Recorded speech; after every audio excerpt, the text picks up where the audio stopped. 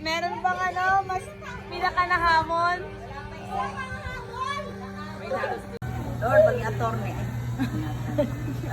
Oh, yan na. Tayo.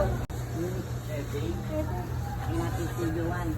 Panginoon, salamat po o Diyos. Malapit kami sa araw ito. Dalangin po namin si Lua sa kanyang karawan kahapon.